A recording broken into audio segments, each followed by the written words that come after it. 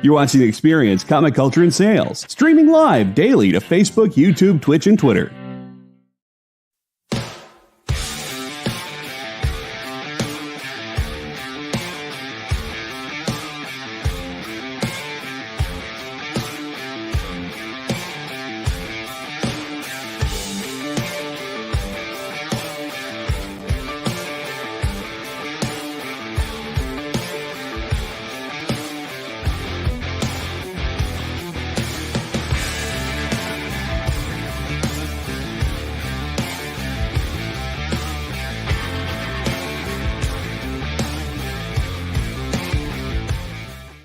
Did you know that every Experience show, including some exclusive content, streams on Twitch?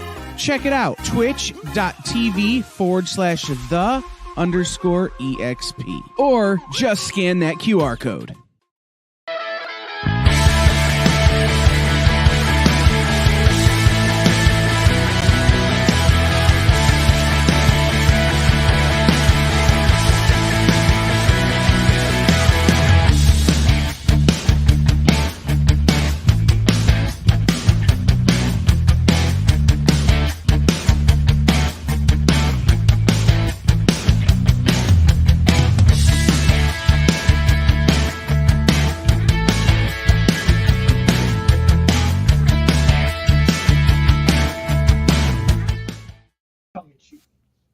All right, welcome to the Hey, how's it going? Ron in the house already, and we got what's up, everybody? We got Alec here, and we have, of course, as always, my buddy John. So glad to have a new comic book day. John, what you say? First new comic book day, but this is pre-comic book day. Spoiler: I just finished the book that won't be out for I think another week at least, and that's Elvira and Horrorland. When it comes out, by my buddy Dave Avalone, a bunch of really cool covers, including Dave Acosta. Go get that book.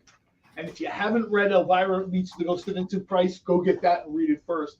It is probably the most entertaining, sort of unassuming thing I've read, not just from Dynamite, but from anyone in a long time. This is literally like, we're not trying to sell you T-shirts. We're just trying to tell a funny story here that you read and laugh. And Alec and I, we've been talking about this before. Everything now comes with a huge amount of baggage. We mentioned it with Robbie, too. Everything is, what's the brand, what's the franchise, what's this and that. Everybody knows who Elvira is. And it's just a kind of a very cool, funny, entertaining story, touching on some of the classics of like horror.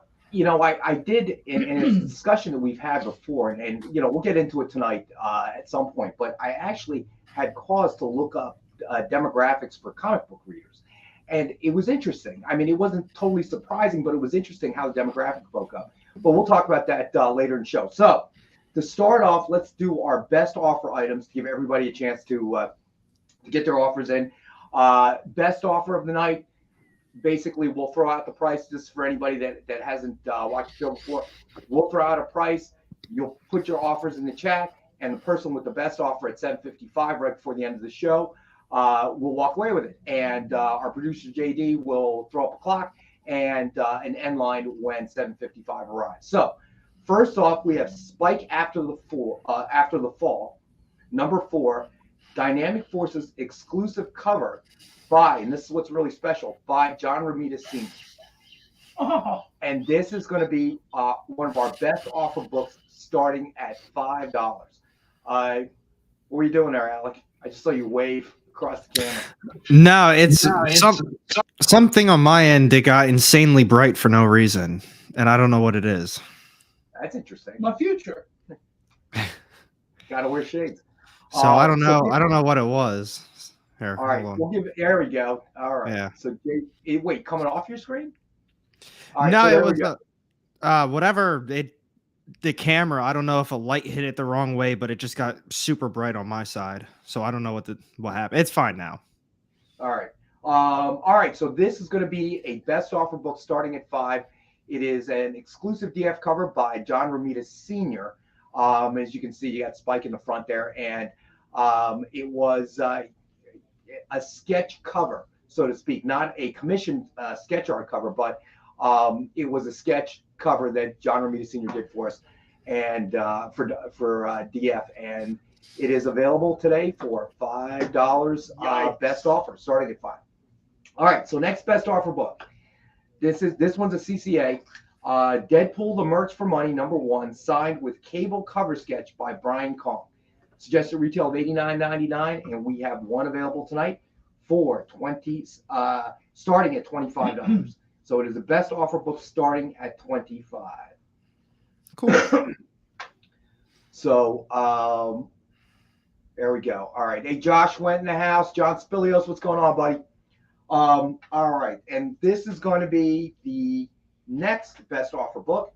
We have Vampirella #7, TMNT Ken Hazer homage cover, Dynamite premium metal cover. Suggested retail of $100, and it is a best offer book starting at $30, and it is a metal book. All right. So hold on. So Stevie B. He's in for 10. All right, Stevie B, I got you, buddy. You're in for 10. I'm glad he did that. I was getting ready to throw in $10 when you said we're starting at $5. I'm like, that's not right. Yeah, huh? You're gonna give it to me in pennies, just to be smart. $5 headshot. You got it, buddy. All right, so I got Stevie B. Thanks for starting us off. So, interesting demographic that I read today, and I don't have the figures in front of me, but and this is a concern that we've talked about in the past, is that it seems like the demographic that visits your LCS tends to be boomers and millennials, okay, predominantly male.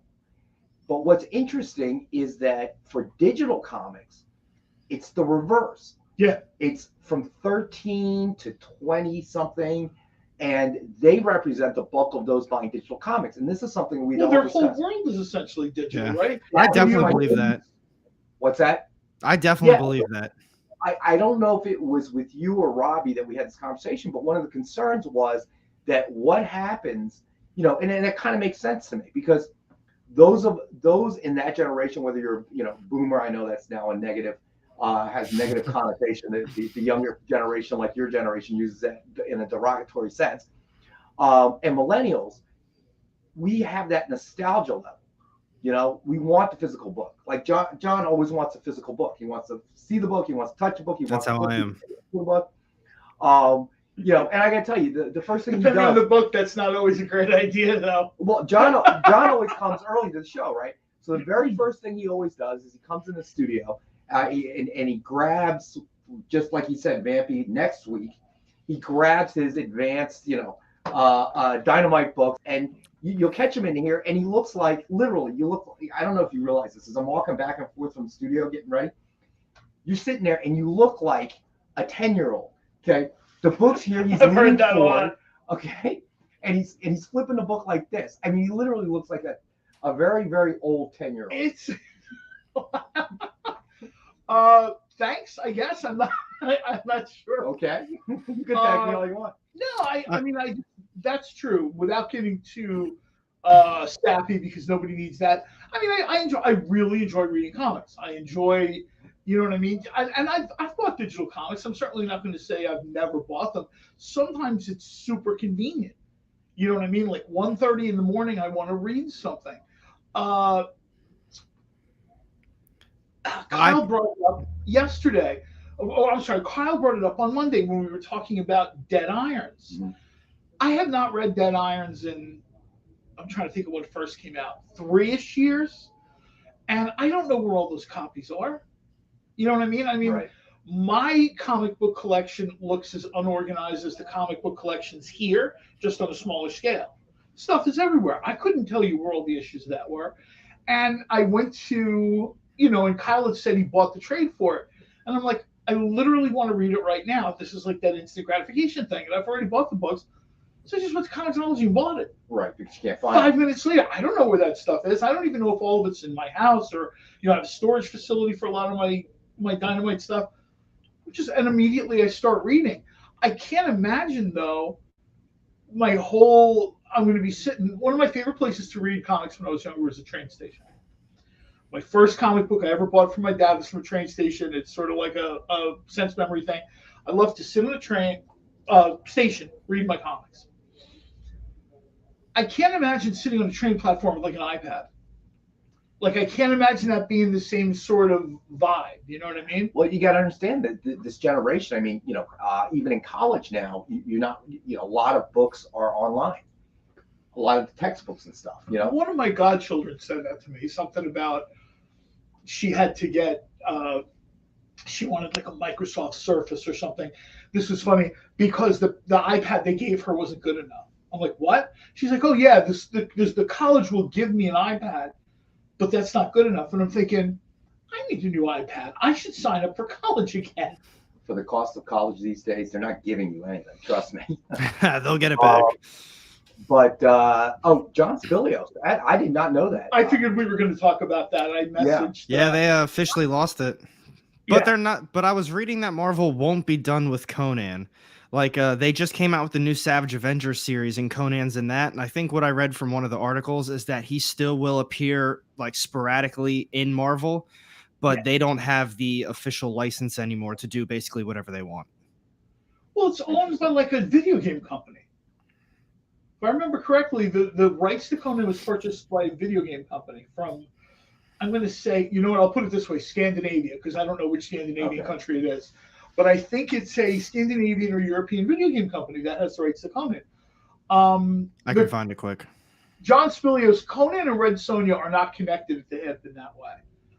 I don't want to like speak in any sort of official capacity, but having been a longtime fan of Red Sonja, I know that even though they sort of are, Robert E. Howard properties, they're not connected at the hip in terms of if you buy Conan, you get Red Sonja.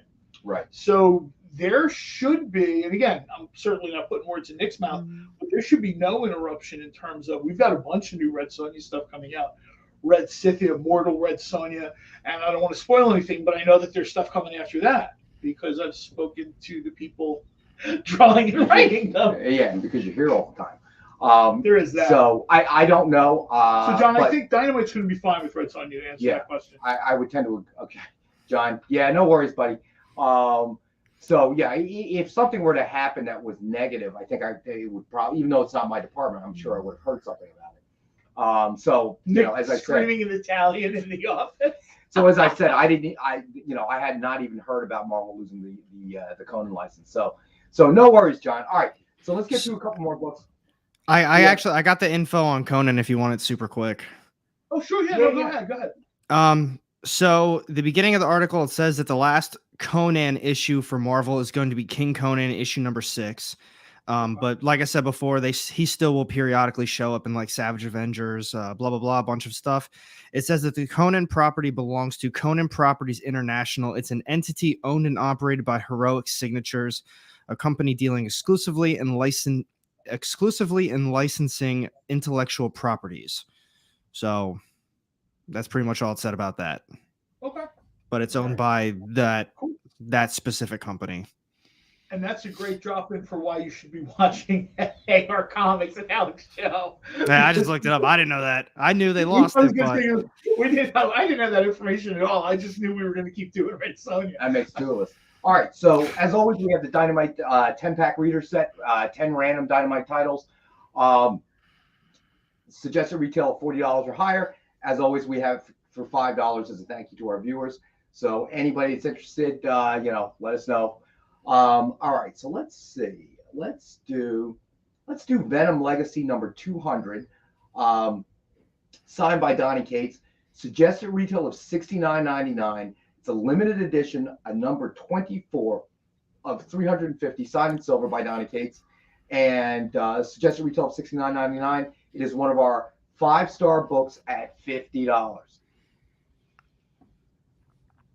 All right, so we'll wait for JD to throw that one up. Let's see, do I need to Van White this thing? I don't know. I know. I think JD should have it. JD, you still there, buddy? No, he's tired of listening to the show already. I apologize. I had everything locked up there for a second. I didn't hear what comic it was. It is Venom Legacy number 200, signed by Donny Cates. He was asleep. That would be great. Locked up his tech speak for. I fell asleep. You guys are boring. Nice cover, man. But somebody put up in the chat that when we die, our collections die. I will say this much. I coming from the auction business, one of the things was I would get a lot of calls from consigners, and everybody has this thought or dream. Well, I'm collecting it for my kids. I'm saving it for my kids. I will tell you that the number of people that would call the auction house wanting to consign their stuff was because basically their kids said, No. "Yeah, I don't care. When you die, I'm just gonna sell it to somebody." So at that point, the parent or grandparents, panic. And they're like, "Well, you don't know nothing about the comics. You're gonna get like pennies on the dollar. Forget it. I'll just sell it myself then." And then of course those kids want the money. Oh yeah. Well, I'll take the check though.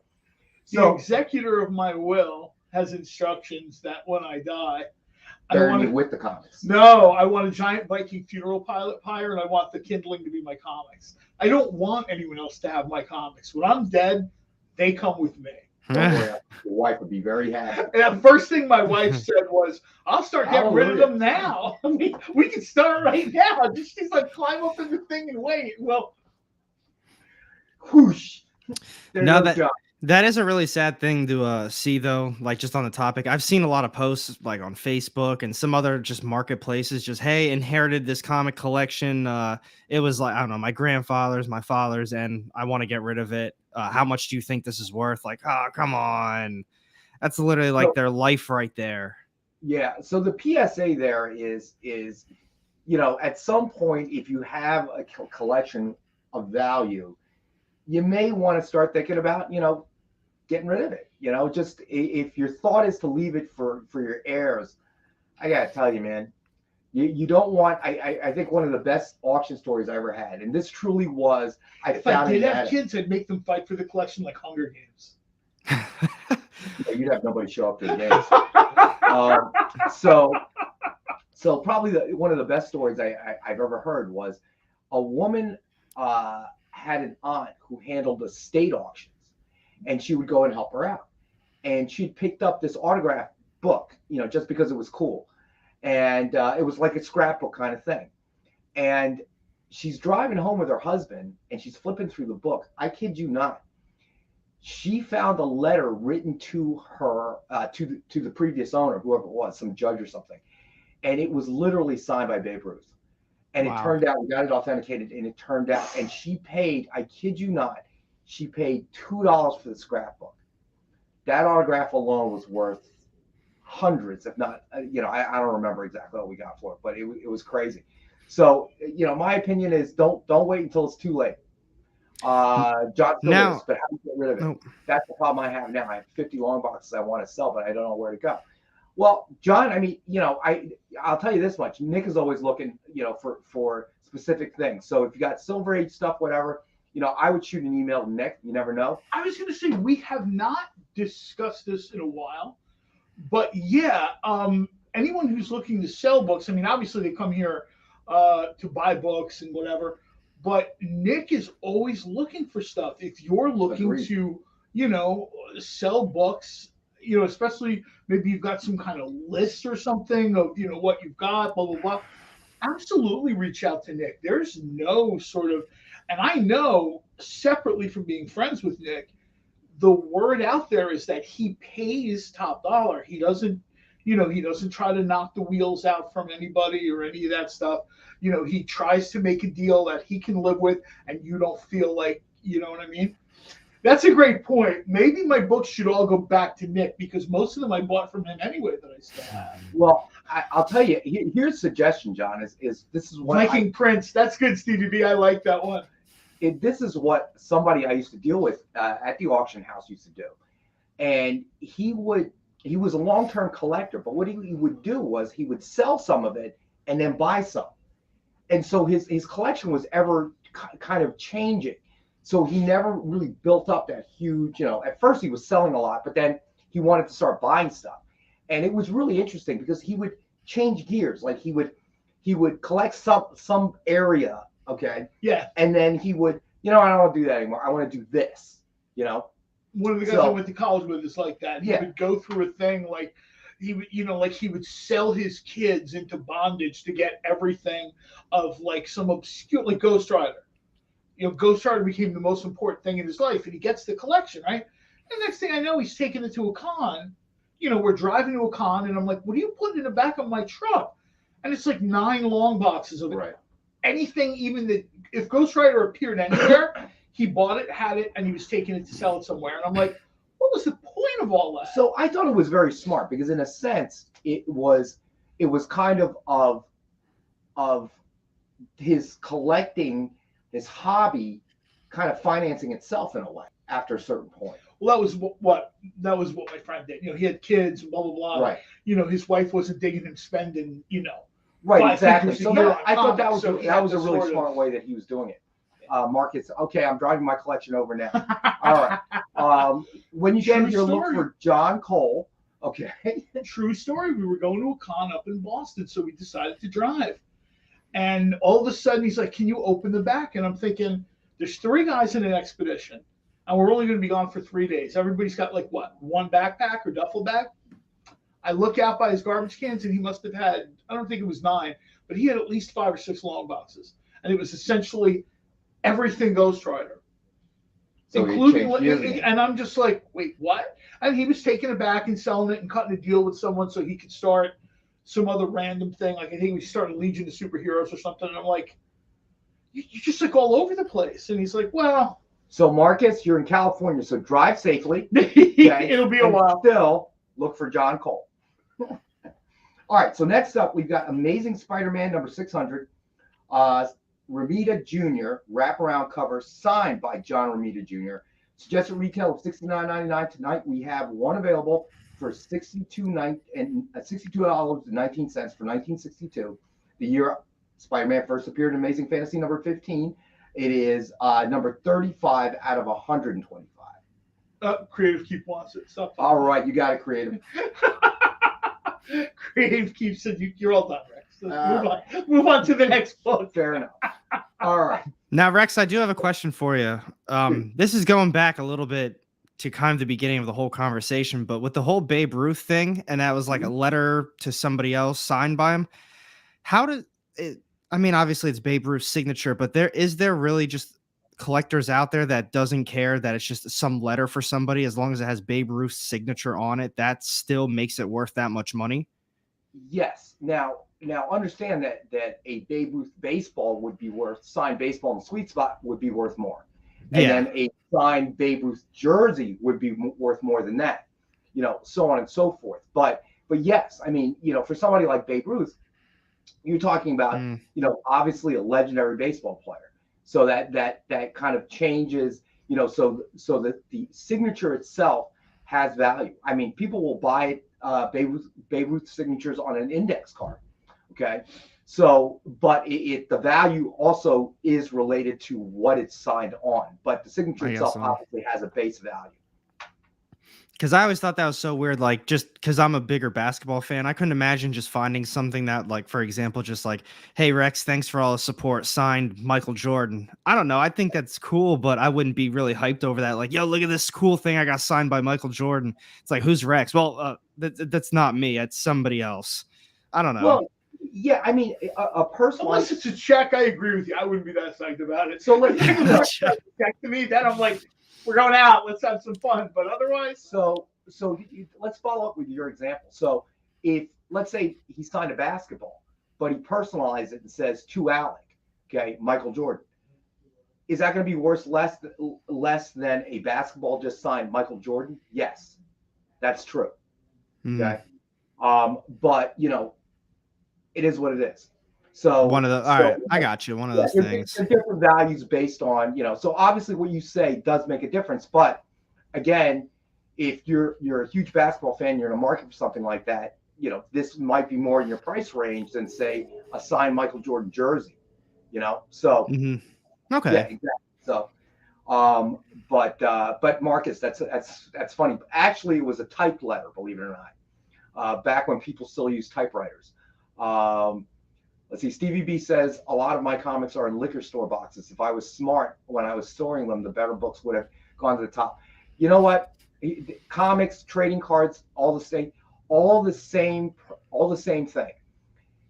People always complain about, "Oh, my mom threw out my comics. She threw out my trading cards," or whatever. If the moms across history did not do that, then guess what? Those cards and those comics may not be worth that much. because the industry would, the market would be flooded with copies of it.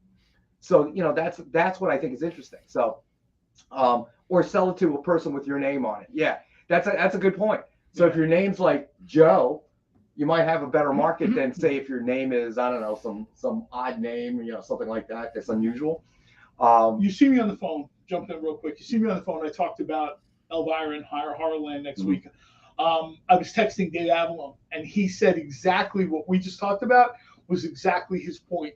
Everything now is tied to brand and this and that. And you have to have. Alec, how many times do you hear this? Someone says, well, if I'm going to read this, what do I have to read first? That's right? Literally me to you all the time with certain titles. What Dave wanted to do was kind of create something where you could look at the cover and go, oh, you know what? This is probably going to be fun. And grab it, and you don't have to worry about, I don't know if there's anyone from 25 to 55 that doesn't know who Elvira is, right? She's on TV, whatever. So it's just, you know what I mean? And I asked him, as soon as I finished reading it before going on the air, I texted him. I said, did you want this to sort of be its own? And not only did he want it to be that, but Elvira herself wanted it to be that way. She didn't want it to be an interconnected series of, I have to watch this video game and these 4 movies, but between the movies, I have to watch. You know what I mean? It's literally Elvira in haunted houses and stuff like that. All right. So it's a lot of fun. We actually got to go to our first break. I didn't even realize the time. So we'll go to our first break. We'll be back in a couple minutes, and then we'll pick up on the discussion about demographics, and then I want to hear what you two guys have to say about New Comic Book Day. All right, so stay with us. We'll be back in a couple minutes. Join the party. Head over to our Linktree to find all the links for everywhere the experience is all the time.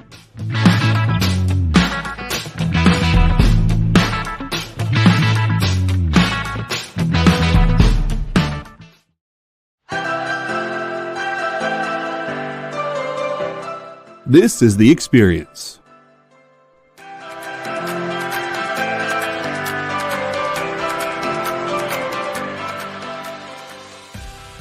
Good afternoon, everybody. Hey there, hi there, ho there. You're as welcome as can be. Hi, I'm Nancy McCann. Welcome to Friday Night Live on The Experience. Welcome, everybody. It's Fat Jack's Comic Crib. Brendan, Al, Jason, hanging out. There I am. Welcome back to Kicking It with Henry, folks. I am your host, Henry Kumpa. It's great to be here with you guys. So we are going to talk about books that are in stores this week. Hi, everybody, and welcome to Mishmash. Hello, and welcome to the Black Comics Universe, presented by Peep Game Comics. And you gotta love it that the first people in a minute to skim it are creators. Up, everybody! Welcome to another Wednesday Warriors. My name is Joey Galvez, and this is my pal Ambrosia. Hey, everybody! Welcome to Space Cadet. Hey! What's up? Welcome, everyone, for another episode of I Must Ask You a Question. Hi, everybody! Welcome to Nerd News Now. Hey, this is Rex. Welcome to Comic Collectables. Hey, hello, all you happy people. Welcome to the Dan Wickline Show. Hi, everybody, and welcome. This is the crazy show that we do on Thursdays called What's in the Box? What's in the box? Comic culture and sales.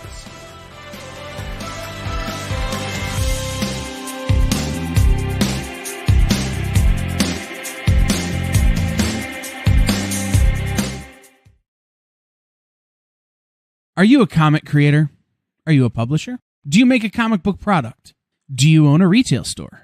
Do you do something I haven't thought of? Who are you and what do you do? Let us know by advertising on The Experience and invite our viewers to patronize your product. Message the EXP on social media or email us the_EXP@yahoo.com for more details.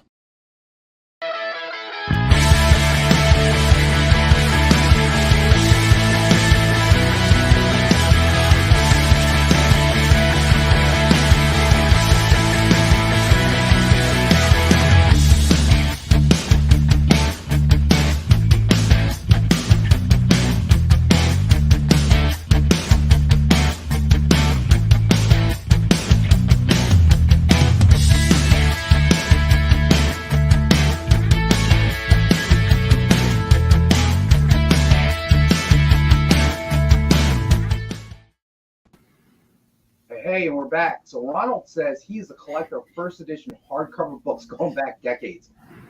There's probably 1,800 books in his collection. Wow. I'm trying to understand why your wife wants to tase you, Ron. That kind of makes sense to me. So comics are not the only thing you collect. That's awesome, though. Our books were filled with Ken Hazer stuff.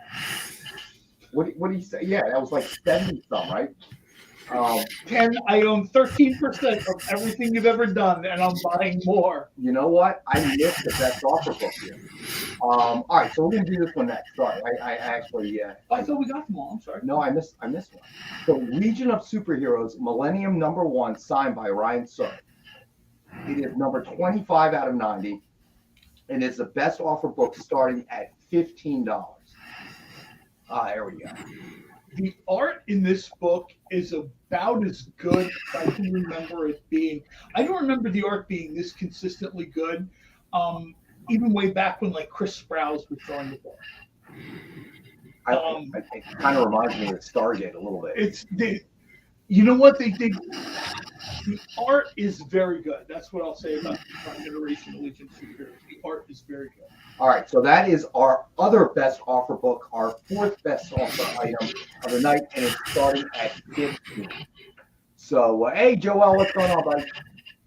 So, I wanted to go back to that demographic. I thought that was interesting. I mean, it wasn't surprising per se, but I think that is a problem that's going forward because as we said that a little bit, right? Yeah, as we said, I mean, even your college textbooks now are digital, okay? And the textbook companies got smart because what they used to do, because I remember in my college days, you go buy used books if you could, right?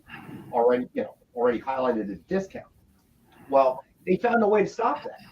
Okay? What they used to do is they print another edition and then force you to buy, professor says, well, you got to buy the 8th edition, which was always a cumbersome problem. So what they did was they sent, my daughter got a textbook, I forget what subject, and it comes in and I open it up for her, and it is all three-ring bound, loose leaf paper. Nice. Okay, so you have to get a 3-ring binder and stick it all in there. And what happens is, remember, if pages rip out, it's inevitable, right? So really, by the end of the semester, nobody has something to resell, unless you're smart enough to scan it. But I think there's probably something illegal about that. And most of these textbooks are well over 300 pages plus. That's a lot of scanning, bro. I knew people who did it though. Oh, I'm sure, but that's a lot of work. Especially back in the day, you would get a job at the college, right? And you would be in the bookstore or the copy room or something, and you would grab books and you would just scan everything. You know what? You would copy everything. You would do everything, so you didn't have to pay for it. When I was in college, you couldn't scan anything. That was ditto sheet, mimeograph. Well, in grade school and stuff, yes, I remember like the ink and stuff, and everybody wanted to help. Everybody wanted to help. Everybody volunteered to run the. I did a thing on a radio show years ago about 5 ways that culinary school is better than undergrad, and one of them was textbooks for cookbooks that I still use to this day. Good point. Like, you know what I mean? That have notations. Like, we would have a class, and the chef who actually wrote the book taught the class, and we would get all these notations for him or her. To this day, I use like a vodka sauce recipe from like the mid 80s. All right, so guess what? I don't know what's going on with me today. I missed another best offer book. Hand me a piece of paper. No, it's mine. I offered to print you up one. This one's mine. All right. So this is that's true. Rex offers to print me up a sheet every week. And I'm gonna. That's too much like homework. I'll wing it. All right, so this is a cool one. Battlefields, the Tankies, #2, signed by Garth Ennis, obviously co-creator of The Boys. Suggested retail of $69.99, signed in silver. Number 16 of 299, and it is a best offer book starting at 20. And obviously, The Boys, the comic and the streaming series itself has been a huge hit. So it's hand signed by Garth Ennis in silver, and it is our other best offer book of the night, starting. You've seen the preview 15. For The Boys season 3? I'm sorry, starting at 20. I have not yet. I have not. Does that thing not get the internet? I'm not allowed to watch it when I'm at work. And you're encouraged to watch it when you're at work. We actually, do the we're book. not. We're not. We're not supposed to I'm watch encouraging you to take time out of your day here at Dynamite and watch Dynamite stuff. As soon as your name is at the bottom of my paycheck, I know, right? I'll do it. I better check the Powerball ticket. Wait, what days come out? Friday? I better check. There's so many things I want to stream, but I just haven't gotten around to it. And then this last couple of weeks, all right, we're Rupenstein. Okay, so you're in at 20. Gotcha, buddy. It's very cool. Those of you, Alec, I don't know if you've watched it yet, but and the preview Legion, you are. I actually haven't watched it. I saw it pop up on YouTube, but I was kind of out and about, and I didn't want to, I just didn't want to play it out in public. But I'm definitely looking forward to it. Those first 2 seasons were really good. Yeah, you don't want to have a kid looking over your shoulder. One of the things I like about right is in the comic, it's very much centered on, and no spoilers here, but in the comic, it's very much centered on the Butcher character. Right. I don't know if it's just by the nature of television. My favorite character, even in the book, has always been Homelander. Always. Which people find disturbing. The video version, for some reason, everybody loves Homelander. So in an interview with Anthony Starr, he's like, people forget I'm like the bad guy in this thing. People are like, I love you, man. And he's like, I'm like a murderous psychopath. What do you mean you love me? There are no good guys. Okay. It's all relative. It's degrees of badness. It is degrees of badness. So JD is asking us if we've seen the She-Hulk trailer yet, Yes, and I have. And I gotta have tell you, I'm pretty excited about that series. I think it'll be interesting. John clearly is getting ready to disagree when he gets down. No, I'm super excited. But I'm trying to remember the name of the actress off the top of my head. Tatiana Maslany. I mess up this name a lot. I don't know if Orphan Black becomes Orphan Black without her performance. When they would give Best Actress awards to someone other than her, I would just laugh every year. I'm like, hold on a second. This person portrayed one character, and Tatiana portrayed 6 to 8 every episode for year after year. And you want me to believe that, like this character in the sitcom, whatever, that aired for like 14 weeks, that's the winner of the year. She is just having her as part of that is the previews. I mean, a few people have commented about the special effects.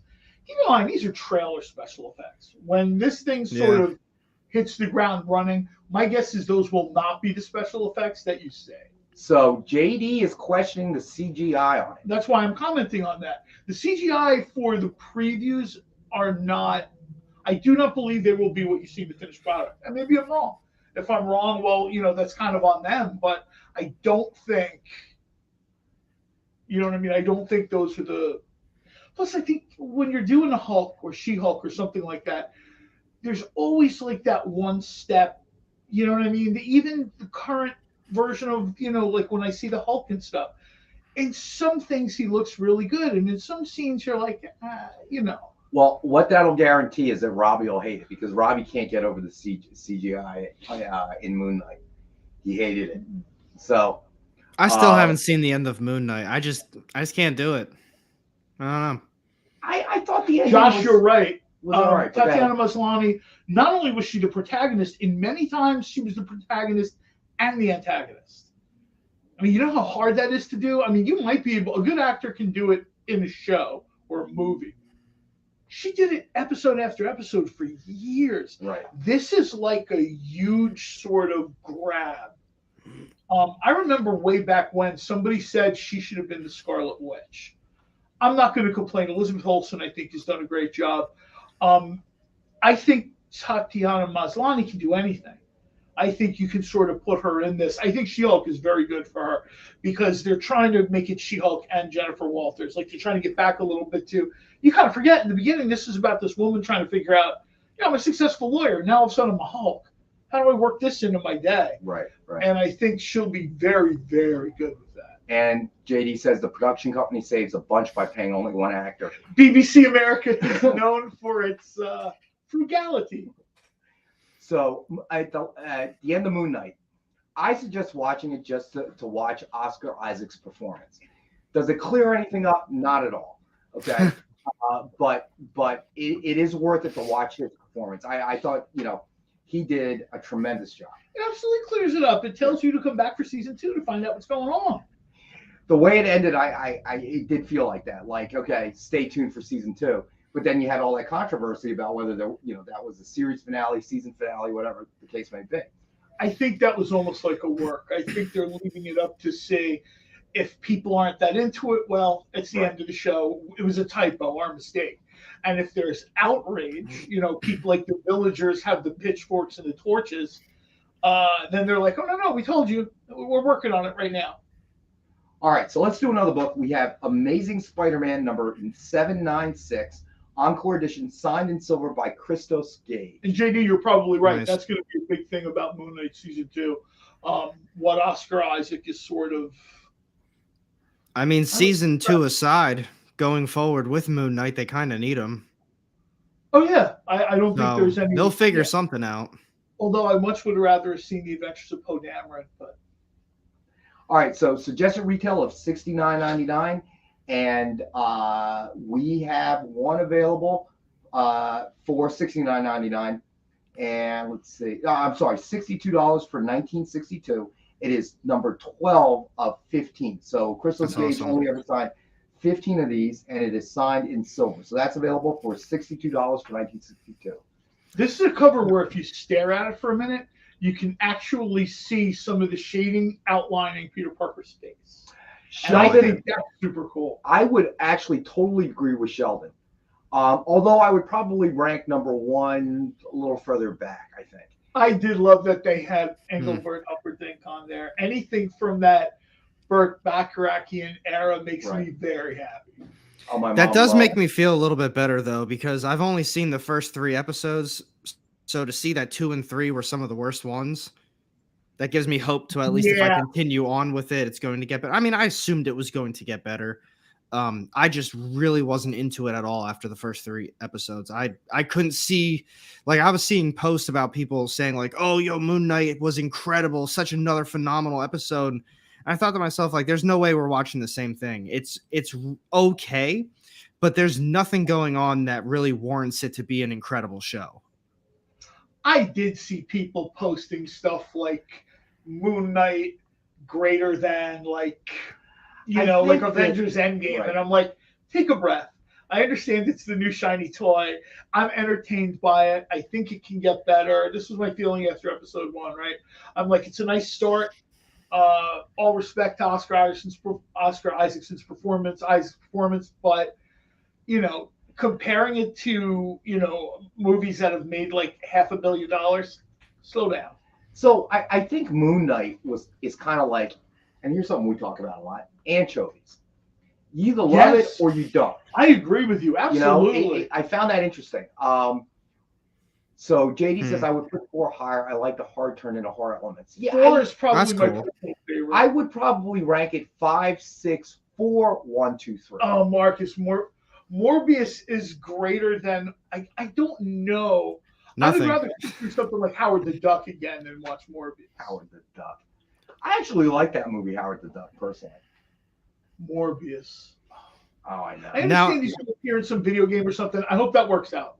You know what I mean? I hope it works out. What was Morbius's Rotten Tomatoes score? Anybody know? -3. Last time I saw it, I think it was in the 50s, but that was pretty early. Look it up. Hold on, I'm going to look it up. It wasn't oh my great. God, it's so bad. 22? It's so bad. No, it's worse than that.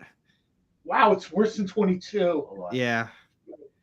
Oh my God.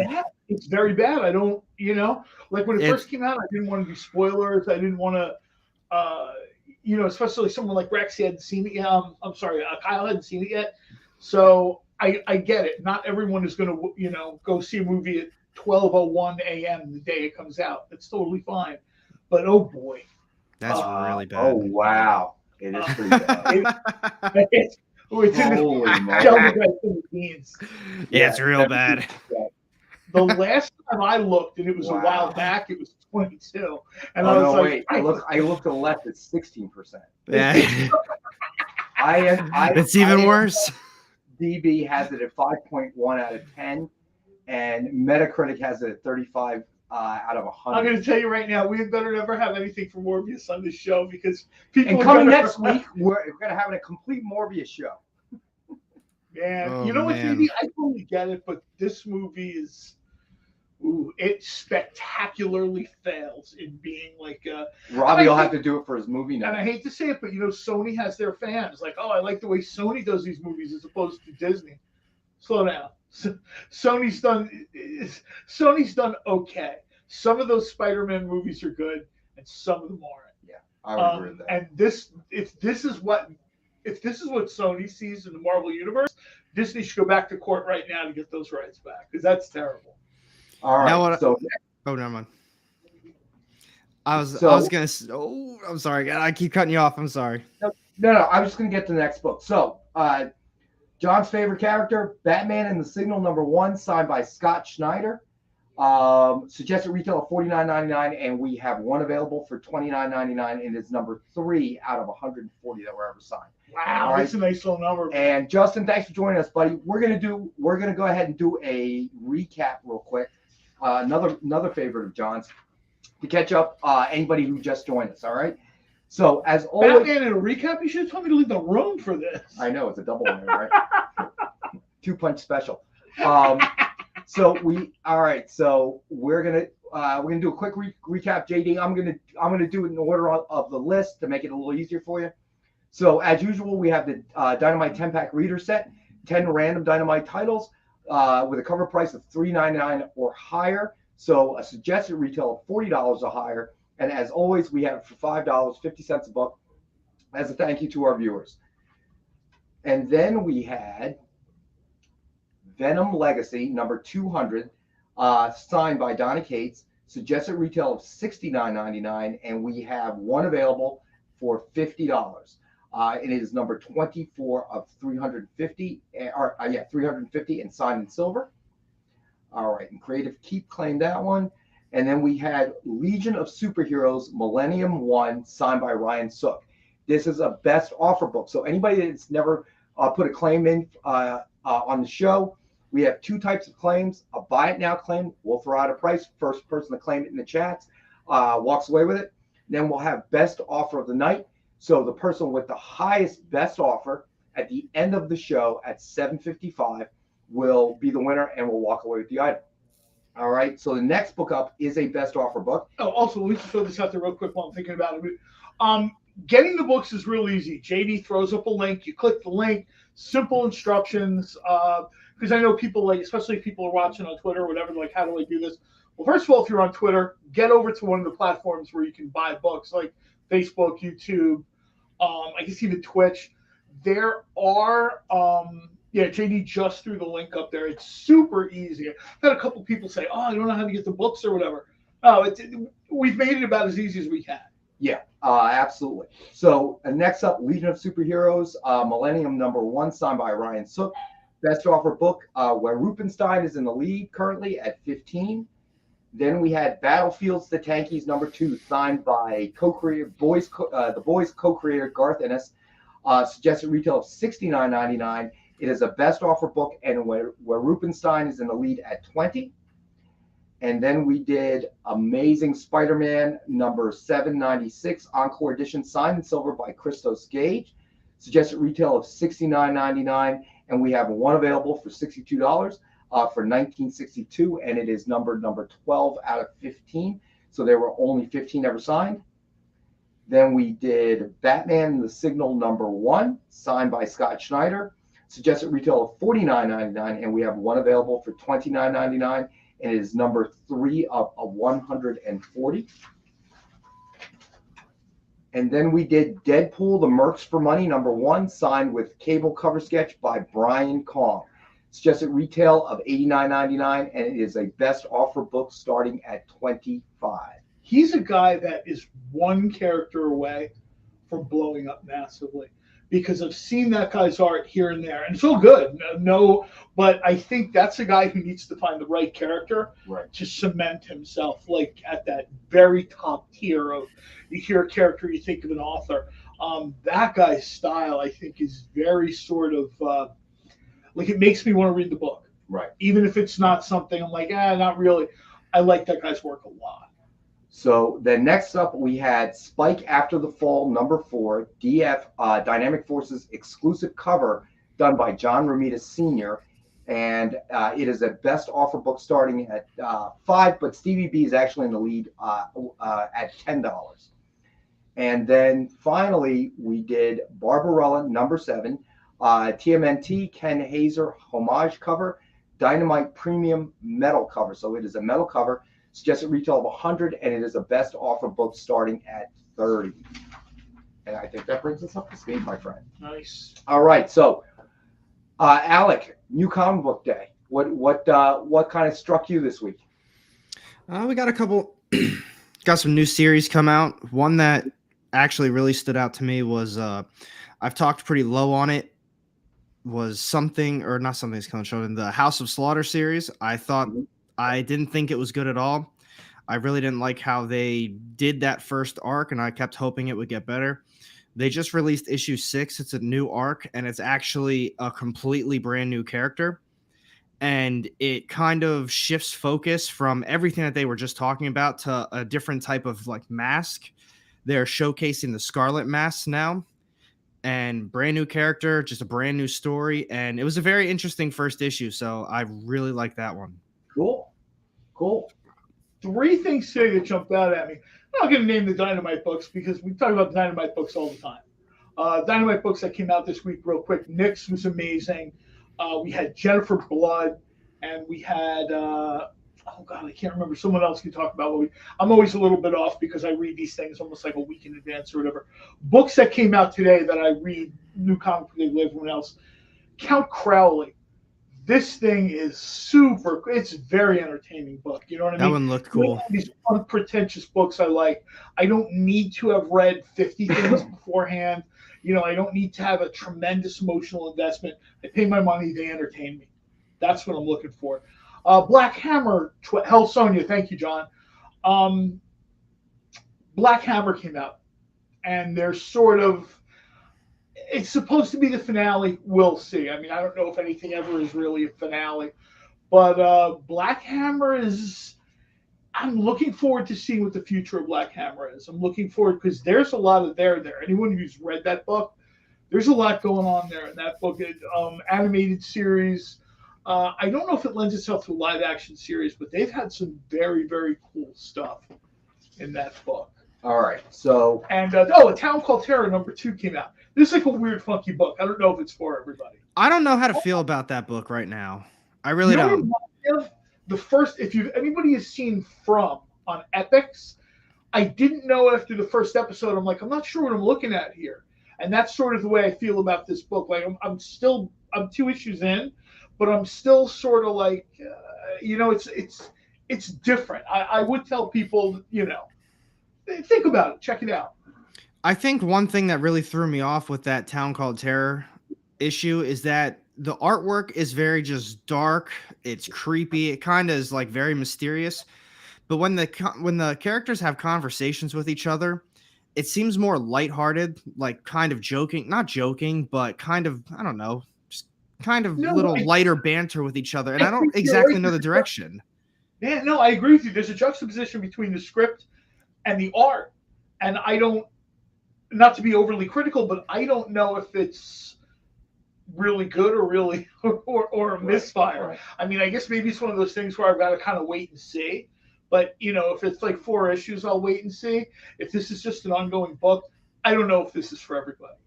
I really don't. I thought the first one, it was recommended to me by the guy at Blue. He's like, "You like weird stuff, dude." And I was like, "Okay, fair. I'm guilty. Fair enough." He's like, "You like weird stuff." He's like, "A lot of people have been talking about this book." I think I'm the only one who bought a copy of that book in that store. I think he ordered like 5 copies, and there's still 4 in there. So, Emmy Comics in the house. Thanks for joining us, buddy. Yeah, it's just very odd. I don't know. It's just so dark. It's very dark, very creepy. But then when he was talking to his dad, he was kind of just like, "Oh yeah, this, and this." And then he met his sister. Same attitude. That other character that he kind of ripped apart, that was like some lighthearted, fun attitude. And then he finished it off with "Who else wants some?" I don't know. It doesn't have the right tone that matches the art. It feels like it's 2 completely different stories. It's like if Rob Zombie did a CW show, you'd be like, hold on a second, something's not quite lining up here. Yeah, I don't know. I'm gonna give it another one, maybe 2 at most, because the story does seem interesting. I don't want to spoil anything for anyone, but it don't seem bad. We're not trying to like badmouth the book or anything. I mean, the whole point of the show is we want people to get books and engage or whatever. But I just want to warn people, and also I guess Alex in agreement too. It's a little bit non-standard. It's not your everyday sort of, you know what I mean? Your everyday sort of read. It's a little. I mean, the word I used to use for books like this is a little funky. Now, have you read either the F This Place or Slumber? They're both from Image. I was gonna say, now that one is both. The art style matches the story. Like, they're both kind of serious, but at the same time, the artwork really matches. Just like, I don't know, not cartoonish, but it flows very well together. And I think that's one thing that really draws me into comics, is when the art really matches the story and you can get kind of what they're trying to tell you from the artwork as well. And I don't know, A Town Called Terror, there's some issues with it. Not horrible. All right, we got to take our next break. Stay with us. We'll be back in a couple minutes. Get the inside scoop on everything happening at the experience every week. Join our mailing list by scanning the QR code at the bottom of the screen and then watching your email inbox.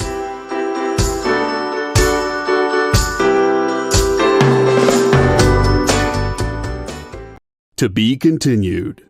3 little words that hold the secret to the next great story. 3 words that will thrill you, confound you, give life to new possibilities. Every variation of To Be Continued is a promise of adventure, a promise of excitement, a promise of unseen wonders and unexplored worlds. A promise that every issue you read makes you a part of a never-ending journey, and behind every page there will be an unopened door waiting for you. This story to be continued at your local comic book shop today. Visit comicshoplocator.com today.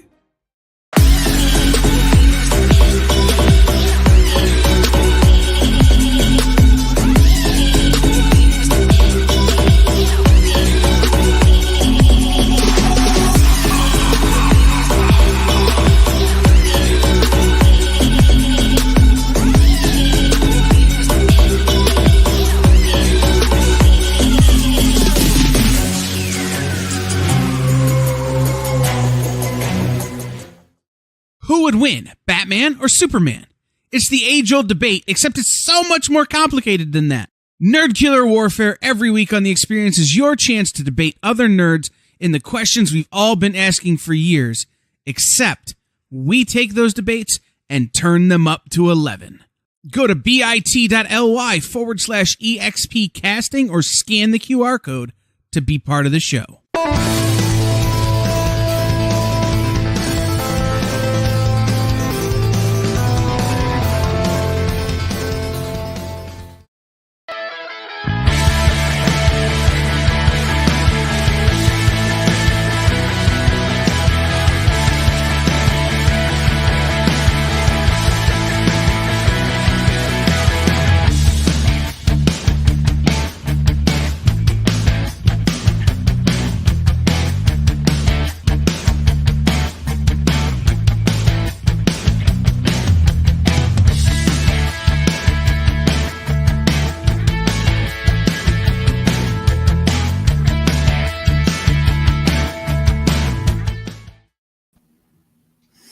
And we're back. You know what? Let's get a CCA out of the way. No, real quick, let me just throw this out there before we get started. One other book we forgot. I forgot to mention. I think this was a pretty good new comic book day. I don't know, Alec, if you thought it was, good, bad, somewhere in the middle. Fables came out. Fables is one of the things we don't talk a ton about. Fables just reached issue 151, and I think you get 150 issues of something that's not Cape. It's not Batman breaking through a skylight. I think that says a lot. You know what I mean? This is a book that's sort of, it kind of cut a new path in storytelling for comics. Right. I mean, we've talked about this before. The idea of Fables and I don't mean this in a negative way because I like those guys, but I don't know without Fables if you get Zenescope. I mean, that's like a publisher where the entire line is essentially, fairy tales. Well, the other thing I saw when I was doing the research on demographics, which was interesting, was that superhero comics tend to trend older and male. Yeah. As well. So I thought that was a very interesting thing. The females are growing, but female readership is growing, but obviously is not in that superhero trend. So I thought that was some interesting facts that are coming up. All right, so let's do that CCA. So we have New Avengers #1 signed with Blade cover sketch by Ken Hazer. We've had this on before, but we only got a handful in. So this is, I think, the last one that we have. And also, if I remember correctly, this is a book that like somebody else bought, like people were betting on it, yeah, and somebody sort of like, and I'm not going to pretend to remember who this was, but somebody else sort of, missed out on this. So this is kind of like your chance, you're kind of make up the layup here and kind of pick this up. Right. So that is a suggested retail of $89.99. We have the book as a 5-star at $50. We have one, and I believe this really is the last one. It's not to say that we wouldn't ask Ken to do more of them, but right now in-house, I think it's clear. Ken has got a list of people asking him to do that. Yeah, he does. So if you ask him to do this tomorrow, it's going to be a while. Don't worry. I'm sure Nick will push this to the front of the list and push you back up. Well, no, because he laughed the other day because I said to him, you know what I'd really like to see? I was like, I want you to do covers of like Rob Serling, but the Night Gallery, not Twilight Zone. He's like, dude, where do you get this stuff from? Oh, man. So that is available tonight for, what did I say? Best, it is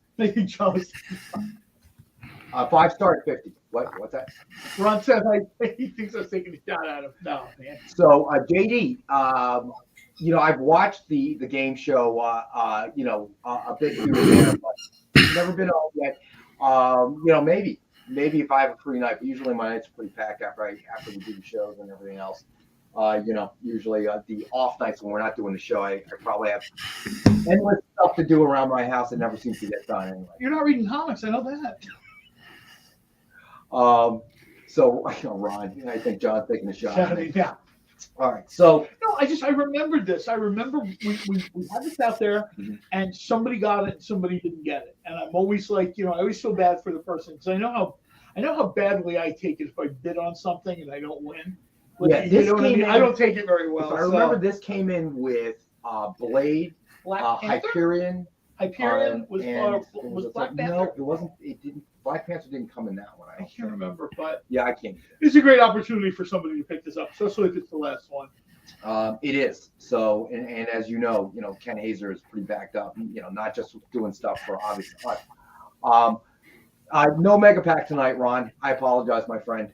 I have to make another trip to our other warehouse because we've now been doing the show long enough. I was going to say, we've been doing the show long enough that I got to start. The spoiler, like the storage lot here is sort of. I mean, what's here in this building? I think there's always new stuff coming in. Like a year and a half. Pretty much. A year and a half. No, not quite a year. We've been doing this for a while. I mean, about a year. So the mega packs are a little tough because I have to find something brand new that's slab. I have to find something brand new that's cover sketch art, and then 2 signed books. So it's mega pack is on a container ship out in the Pacific somewhere. Well, the slabs are anyway. You see what I'm working with here? No slab. You wouldn't, working. I don't want my sheet. Oh, give me your sheet. All right. So before I introduce the next Batman book and upset John, let's do something Dynamite. All right. Very cool. Okay.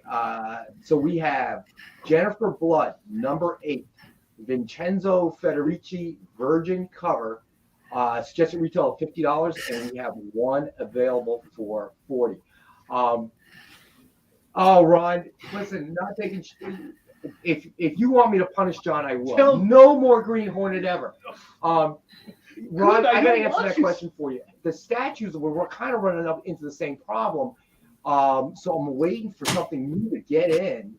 All right. But obviously with statues, they're usually part of something else that. Do you remember when we started the statues?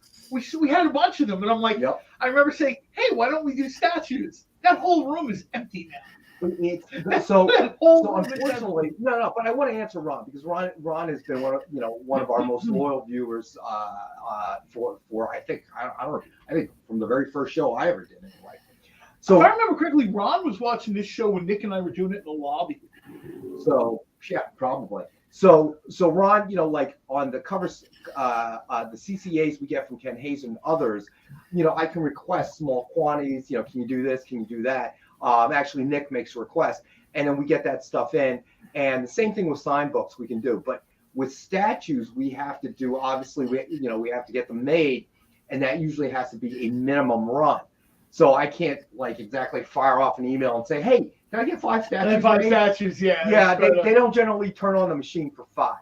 I really like what JD just said to honor our friend Ron. We can get Ken Hazer to do a sketch of him being chased by his wife. He might put that one to the front. He might put that one to the front. Yeah, I'll do that. 1/3 Deja Thor statues. Well, Rubenstein, yeah, okay. Let me see. Ron, don't encourage her. I'm saying, in your hardcover collection, 700 CCAs. I don't even want to guess on the slabs. If you're going to call in a statue order, I want Deja Thoris, but I want it to look like Rachel Holland. Because she wants one. She wants a statue of herself. Okay. I said, okay. All right. Well, can she take 500 of them? I don't know about that. That might be a lot. She has a little store. That's a great point, too. A lot of our cosplayers, we have a cosplay cover this week of Helsonia, and we have a cosplay cover for Jennifer Blood. Check out your cosplayers' social media accounts. A lot of times they have stores with cool stuff, behind-the-scenes stuff. I remember a while back, Gracie had this cool video about how she creates Helsonia. I think somebody asked on Monday, is it practical effects? Is it digital effects? It's both. And, there a lot of the cosplayers kind of have, I don't want to say side hustles because sometimes the cosplay is a side hustle and they have right. careers or whatever, but they always have sort of like a store, big cartel or whatever, where you can go and pick up some of their merch and support them or whatever. So, Rubenstein, I'm pretty sure I have a Deja Thoris one I can bring on, but we've probably had it on before. But we'll definitely get one on for you. Don't give him mine. And I'll make sure to pick the one that John had reserved. Don't you worry. I know. But Ron, what I'm going to try to do is I'm going to try to get to our other warehouse and do a little hunt. I did it a couple of weeks ago and was able to find some new stuff that we hadn't seen before. If you don't come back, me and Amy will be doing the show next week. Hi, we don't know what happened to Rex. Josh went careers or whatever, retired man talking.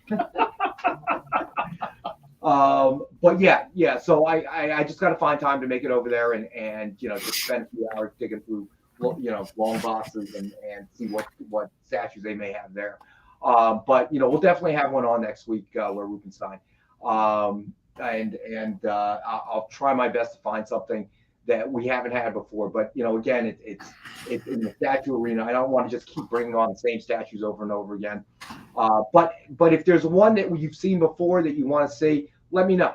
Okay. As always, all viewers are welcome to email me, rex.wang@dynamite.com.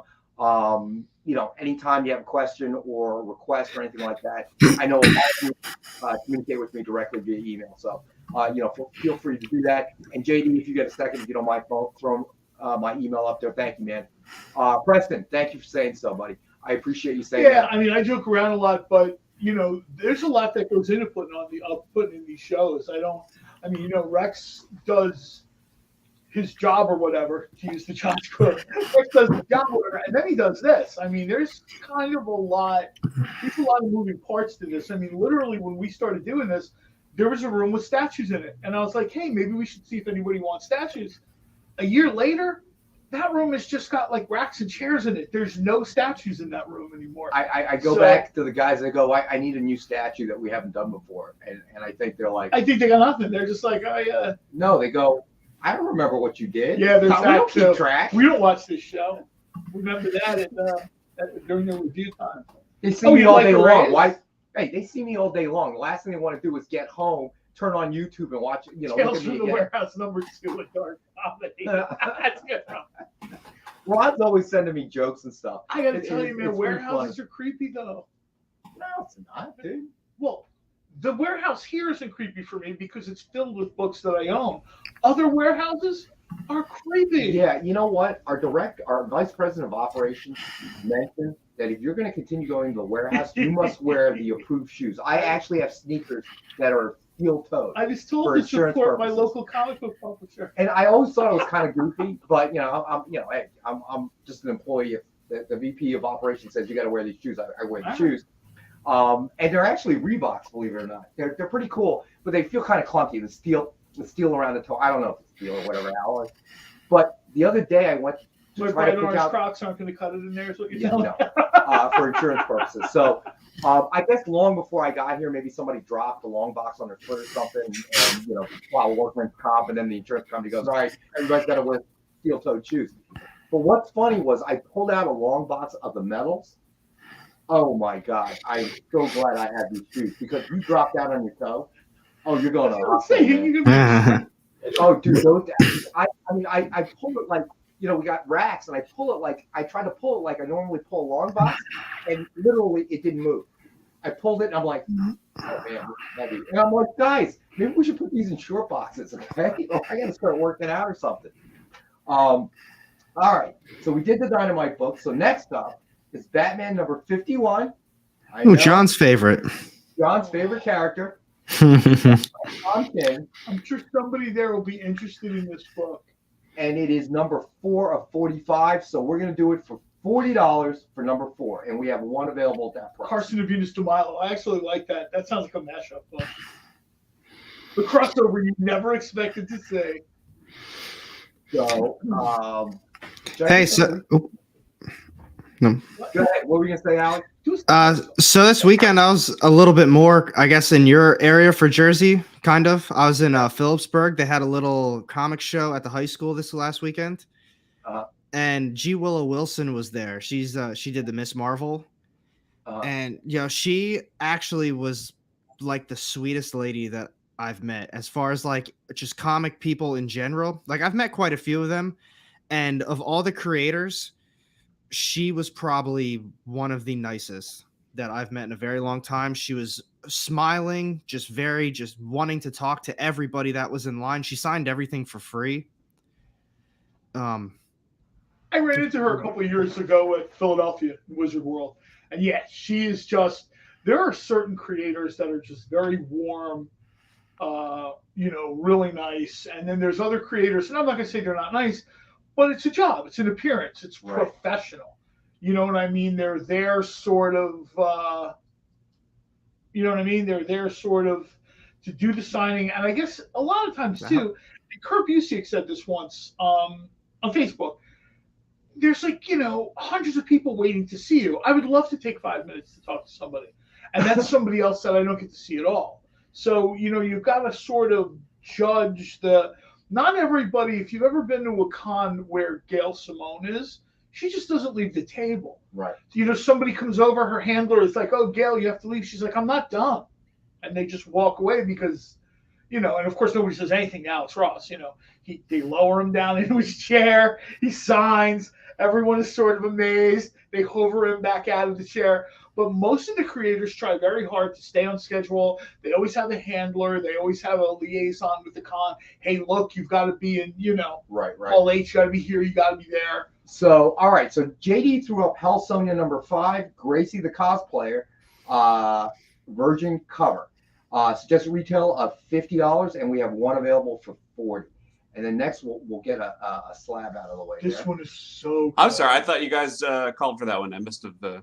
No, okay. I'm screwing up all over tonight. I love this one, man. That's fine. Now what I will say is when I met her, I'm telling you, John just said too, she was all smiling, really just nice and cheery. So I asked her, I said, I don't know if maybe you got early access or, Marvel let you see it, but did you happen to see Miss Marvel? I'll tell you what, that smile went right away.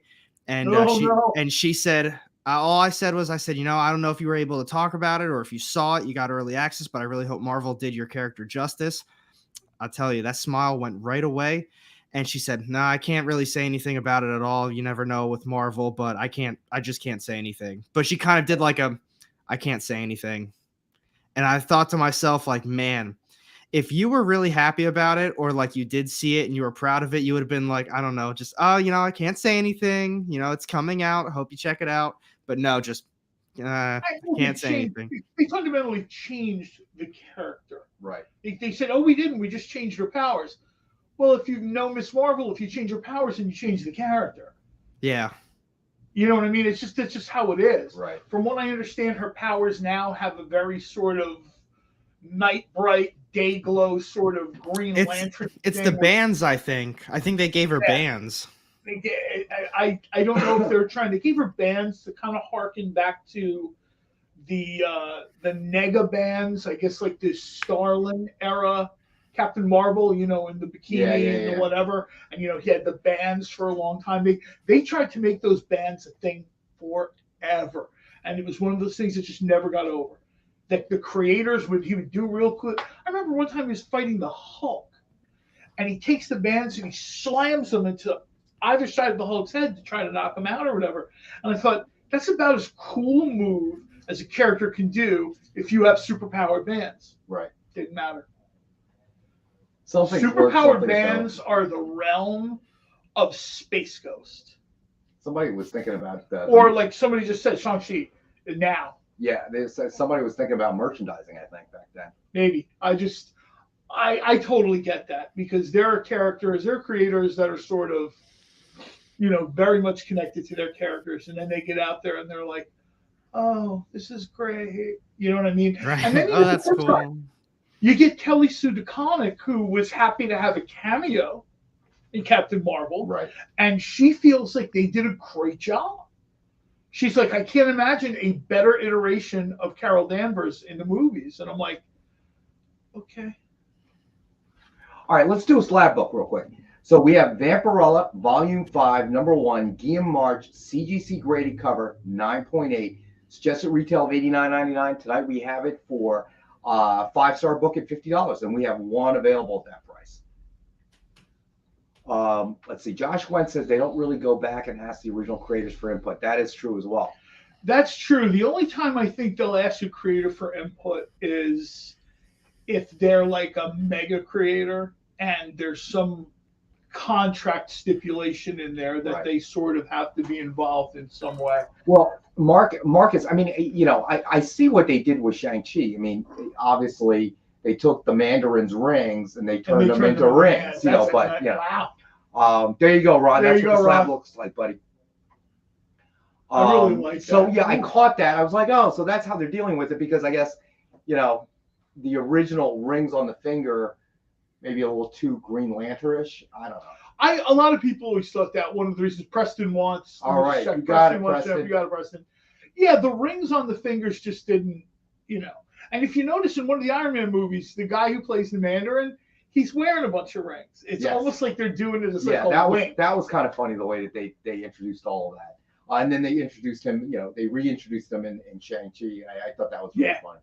All right, so the actor that played the fake Mandarin, Ben Kingsley? Yeah, Ben Kingsley. I'll never forget. I thought it was great when he showed up in Iron Man, because I always remember Ben Kingsley from the movie Gandhi, which I thought he did an excellent job. But, when he became the Mandarin in Iron Man, he was a completely, I thought that was really interesting. That movie Gandhi scarred me. Well, I had to go see it with like a class project or something. Look at me. Do I look like the kind of guy that waits to sit through Gandhi? And we were in a multiplex, and there was something else, and I kept trying to get out of the theater, and the teachers would move me, and I'm like a big fat kid. They would stick me in the middle of the row, and like I had to go to the bathroom every 10 minutes, and they were like, "Dude, you're gonna watch this movie and do a report about it." I'm like, "I'll take the 0." That's how boring this movie is. I really enjoyed it personally, but all right, let's do another Dynamite book to make John happy, because we're gonna go back to Batman in a second. Let's do the Invincible. We're not doing the show out of Gotham City. Knock that off. We're doing the next book up, The Invincible Red Sonja number 8, Selena cover, Dynamite premium metal cover, suggested retail of 100, and we have one available tonight for 60. That's a story that's coming along really fast. We've talked before about certain stories kind of needed like a little bit of time to find their footing. Right. Invincible Red Sonja hit the ground running. It has been I'm real happy with that book.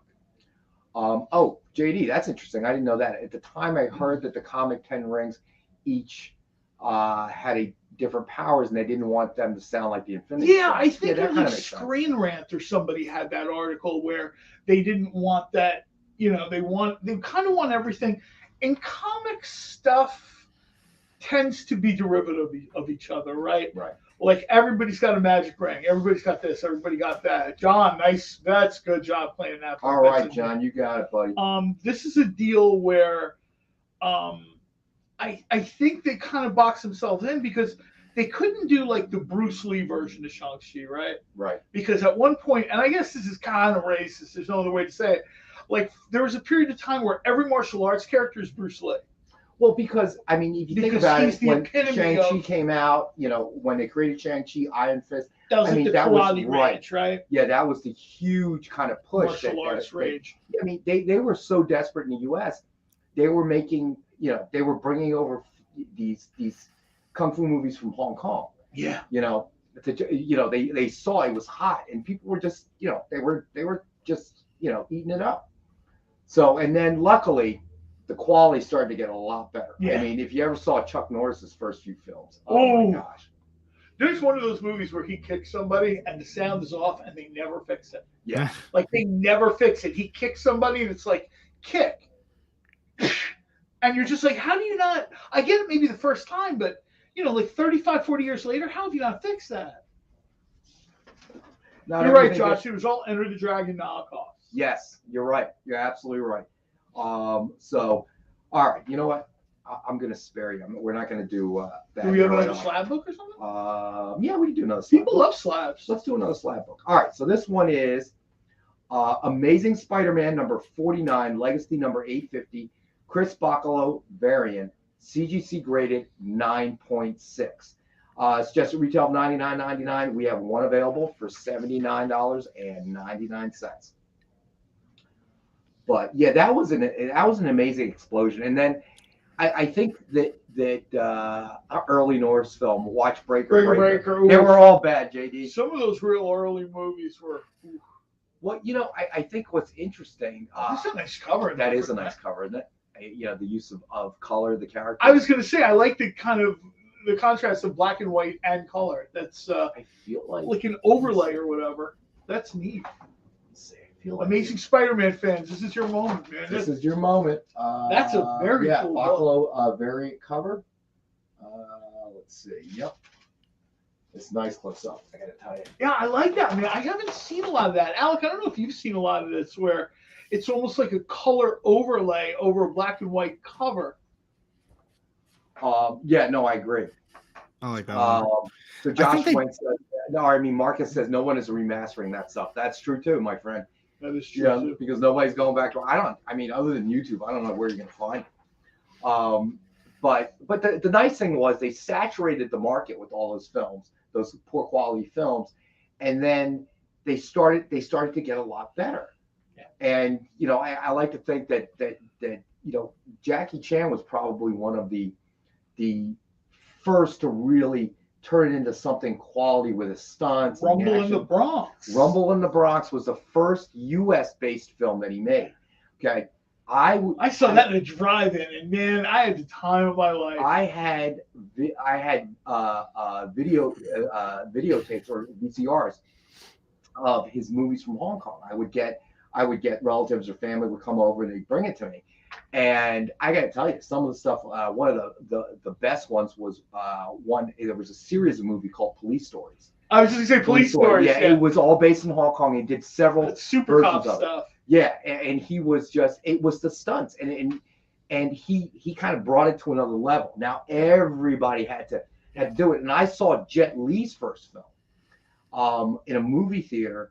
and he was probably the other one. Was he like a monk? I'm trying to think what his first Yes, movie. He was like yes, a monk. Yeah. Yes, because it was first film, the Danny Aiello one. Yes, that was I can't remember the name of that movie now. That's actually a good point, Stevie B. Large Man isn't here tonight. Oh, that's right. Large Man is not here. Large Man Good usually point, Stevie jumps B. on ASM stuff with like both feet. So Maybe he started drinking early. He's out. He's passed out already. Before the show. Oh man, I can't remember. I want to say the movie was called The Protector or something. Marcus, you let me. Yes, The Protector. Good job. Yeah, that one was. I was too. I don't know. It was still. I still watched it, but Jet Li's first film was. All of those actors in the film. They were part of. So that training. Like a stunt team, right? No, their training was. There were schools for that were called Peking Opera schools, and basically they learned all the martial arts at these schools. They went at a very young age. I heard that, Ron. Yeah, that John Woo is developing or directing a new version of the movie The Killer. Really, I had not heard that. Yeah, That's I very read cool. that somewhere, and that was where all that kind of training came from. And then Jet Li became a star. Yeah. And then all of a sudden, that's where they were picking these people from these schools. All right, and I got to tell you, I saw a documentary on some of those schools. Wow, dude. Now I know why Jet Li could do what Jet Li did. Yeah. I mean, they were beating them with rods and stuff. I mean, it was ridiculous. John, I will answer your question when we come back from the break. I think we have to take our last break, right? We'll be back. We'll bang out with the rest of the books. Yep.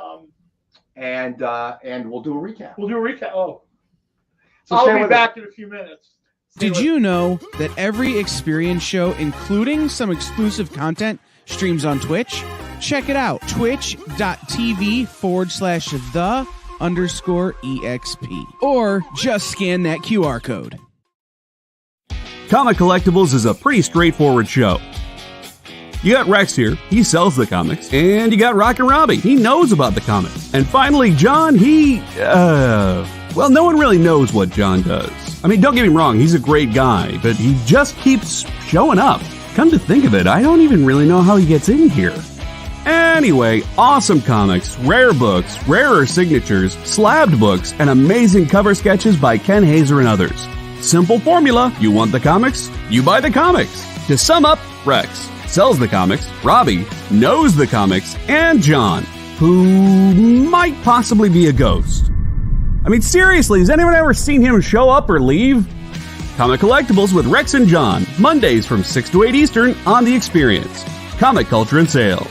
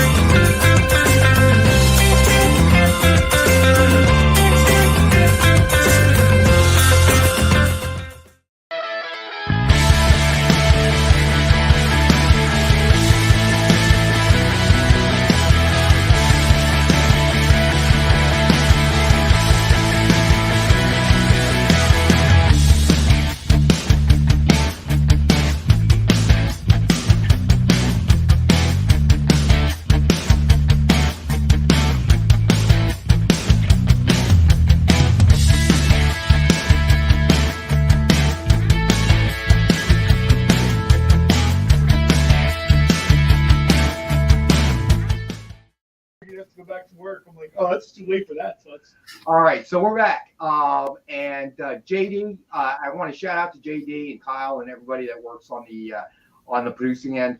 No, the commercials are great. The commercial is terrible. I'm suing. No, I'm just kidding. That commercial comes on, it cracks me up. I love that commercial. So just a shout out to JD and the rest of the team back there for all of that they do to make sure it happens every week for us. All right, so next up, we're going to do Action Comics number 975, signed by Dan Jurgens. Suggested retail of $89.99, signed in gold. It is number 11 of 15. So Dan Jurgens only ever signed 15, the man who killed off Superman. And we have one available for $50. It is one of our 5-star at $50 books. So that Wait a minute, you're telling me that the Booster Gold guy wrote Superman? When was this? He killed Superman, my friend. He killed him. What would have been cool is if he would have had Booster Gold kill Superman. You know, That would have been. I've been looking at Dan Jurgens' signature for years and years and years. You know, when I first met Nick, you know, we were doing a lot of Death of Superman books. You know, him, Jerry Ordway, all those guys. And he's just got a phenomenal signature too. We talked about this before. Dan Jurgensen, there's like 2-3 guys that are in that. I love his Alex signature. Ross, they're in like that John Hancock Walt category. Simonson. Well, so when you see that signature, you know who signed this book. It from a isn't distance. just, You don't need to. You know what I mean? That's. So, but yeah, Ron says Jet Li's movie Unleashed is fun. I mean, you know, if Bruce Lee defined the martial arts film genre, Jackie Chan and Jet Li brought it to that next level, where all of a sudden you couldn't get away with those full quality movies. I think the Bruce Lee thing, I saw like an A&E special or something like that. Before Bruce Lee, almost no one, the average person had no idea what martial arts was. Guys, I remember being a little kid, my dad telling me he knew some of those things because he'd been in the Army. And in the Army, amongst other things, he'd been a self-defense instructor. But unless you were in like a weirdly specific sort of thing, the 1960s, the average person, and of course I'm going to mention this, the average person watching like the Green Hornet and Kato, they had no idea how Kato was beating people up when he was smaller than their wives. Well, the funny thing was that they had no idea that, you know, when they were shooting the Green Hornet, that he could do these things, you know, and he expanded the role. And what's kind of sad is everybody remember the TV series Kung Fu with David Carradine? Yeah. Well, the story behind that was an idea that was pitched by Bruce Lee. And then they casted David Carradine, who we all know knew zero martial arts. He said it right out. I saw an interview with David Carradine. He was like, one of the people in the production company was a huge fan of my dad. He came from as a Carradine acting family. Yeah. So when they saw his name in there, they didn't care that he wasn't in shape. They had him working with someone. They just saw him, and again, like a super racist thing, he looks kind of Chinese. That was what the comment was. He said he saw it. The guy actually wrote on like the assessment sheet, looks kind of Chinese. So that actually created, ironically enough, all of that kind of created what happened. So after Green Hornet, he pitched this idea to the studios, and then they liked the idea, obviously, but didn't cast him in it. So he went back to Hong Kong and made, so those movies that came out, like what we know as The Chinese Connection and Fist of Fury and all of those were actually Game of Death. Return of the Dragon. Okay, you know, they changed the names, but all those movies came before Enter the Dragon. And then when Enter the Dragon was made and the success of that, then they went back and got those films he made in Hong Kong. But he blew the door off Hong Kong because, again, in Hong Kong, the quality of the martial arts in those movies during that era were pretty poor. And then all of a sudden, Bruce Lee comes in and does his thing, and he just blew the box office off of Hong Kong. Hong Kong, I mean, you have to remember, Hong Kong during that period of time was like a major movie kind of hotbed at that time. They were I think to a certain extent it still is. Maybe not as much, but up until about, well, until it got returned to the Chinese government, whatever. That I remember going into video stores in Chinatown in Philadelphia, and it was a wall full of just color and action, and you didn't even care. Oh, I can't sell you this one because it doesn't have subtitles. I don't care. Well, Hong Kong exploded when they started, because all the movies they made would get distributed in China. Yeah. But then China started making their own films. So that kind of squeezed Hong Kong a little bit. But you still had the stars and stuff. But it's amazing how things worked out. And then he made Enter the Dragon, which to to this day, it's got to be one of my most favorite top 10 movies. I probably watched that movie way too much. Jim Kelly. Chuck Norris is in that movie. Oh no, not Chuck Norris. John Saxon. John Saxon, yes. Chuck Norris was in Return of the Dragon, which was filmed in Rome. John Saxon played the prototype. I said anytime there's a martial arts movie, he was the prototype for Johnny Cage. And every other Johnny Cage-like character. Every one of those movies has to have like a sort of West Coast playboy type of dude where you shouldn't be able to fight, but you can. And I remember when you see John Saxon's character in Enter the Dragon, you think, this guy's going to be in this movie 10 minutes. Bob Wall is in this movie. This guy's going to last 10 minutes. You know, John Saxon was one of the students, along with Kareem, along with, George Lazenby, who was James Bond. No, that's not Steve McQueen. Yep. So, all right, let's do our last great flat book, Detective Comics number 1000, the 1960s variant cover, CGC graded 9.8 guaranteed. Suggested retail of $89.99. We have one available for $75. That is a great cover. That is a great cover. I'm not a Batman fan, but that really does kind of have like a, I don't know if this is even really an adjective, a Poirot-esque sort of vibe to it. That's very cool. So Marcus, you're right. You're absolutely right. Obviously now China can produce their own movies anyway. I'm trying to find U.S. now. It's the big U.S. thing. Yeah, Josh, it is funny how the world changes, and really in a short period of time. I mean, just think about it. I mean, the wheel's always turning. I remember my mom used to watch. John Spilios. Your question for John when we went to the last break. Go ahead, finish what you were saying. No, I remember watching TV shows and you think a car phone was the coolest thing. Now my entire life it comes through a phone. Yeah. It's just crazy. Sheldon wants to know if it's a Steranko cover.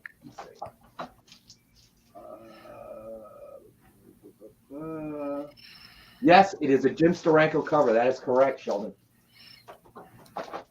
So that is available tonight. Graded 9.8 guaranteed.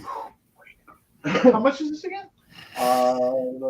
75. We have one available for 75. Think about it, guys, because your cost of sending it to get slabbed, and if even if you don't get the expedited, they have different expedited levels, but by the time it's all done and packaging, and God only knows if you're getting a 9.8, okay, you're probably going to be in it for about at least 75. Nobody buy this. This might be purchased off the air. What? Batman? This is for John? I really like that. We all heard it. I would have must be a gas leak in here. No, I would if I bought that, a little lightheaded. I would buy it for someone. But I just think it's a very cool gift for someone. It is very cool. Derek Flint movies. I have a special place in my heart for movies like that. In like Flint, our man Flint. They did a ton of these movies where they tried to spoof James Bond. Yeah. They had Matt Helm, which was Dean Martin. Those movies, they're typical. Like if anybody, especially like someone Alex age, like what was the 1960s all about? Go watch that movie and you'll see exactly what it was about. You know what I mean? The guy had a TV in his car, and he was practically George Jetson for having a TV in his car. This gets 4 channels. Meanwhile, my Apple Watch gets 400 channels now. It's movies, comic book, even books themselves. They define that period. Yeah, very much so. Brad Pitt tossed him into a car. John, my second favorite publisher tends to change a little bit from, depending on what they're doing, but I would say snapshot over the last 10 years, probably Dark Horse. They gave me Captain Midnight. They've given me a bunch of stuff.